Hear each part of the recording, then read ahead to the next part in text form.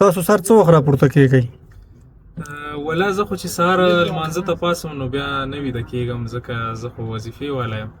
نو کوشش کوم چې په وخت ځان دفتر ته ورسوم. کم درې موټرو کې ځم دفتر ته، نو که په وخت ونه رسېږم بیا رانه ماش کټ کوي، ځکه ډېره هڅه کوم چې په وخت لاړ شم.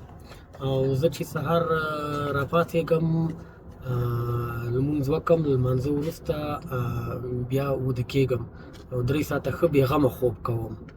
او بیا له خوبه وروسته راپاڅېږم او ښه مزېداره ناشته وکړم او بیا کار ته ځم.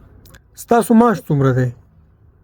زما خو 12,000 افغانۍ معاش دی، او په دې کې یو 3,000 افغانۍ مانه په کرا مصرفېږي چې ځم راځم دفتر ته. 1,000 افغانۍ دغسې نور خرچه مرچه کړه، نو یو 8,000 راته پاتې کېږي. البته کله کله چې ناوخته لاړ شم دفتر ته نو 100 روپۍ رانه کټ کوي. یاره زه یو 2-3 زره ګټم او کله ناکله ډېرې هم شي، خو نو چې د میاشتې حساب ورته وکړم 90,000 روپۍ کېږي. نو په دې کې د کور خرچه او د ګاډي خرچه نه علاوه یو 10,000 بچت راته پاتې کېږي. ستاسو د راتلونکي پلانونه څه دي؟ ولا زما خو دا پلان دی چې دفتر کې منیجر وټاکل شم، ځکه رئیس صاحب را سره وعده کړې چې راتلونکي کال کې به مې پوسټ هم لوړېږي او معاش به هم راته لوړوي.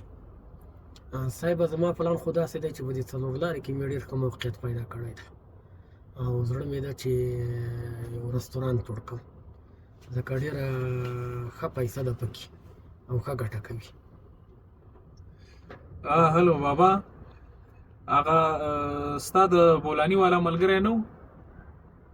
او بس هغه سره خبره وکړه چې یو بولانۍ ریړه موږ ته هم پیدا کړي. ښه او نه بس نه کومه، بس نور وظیفه نه کومه، بس اوس مې ډېر د ګټې کار لیدلی.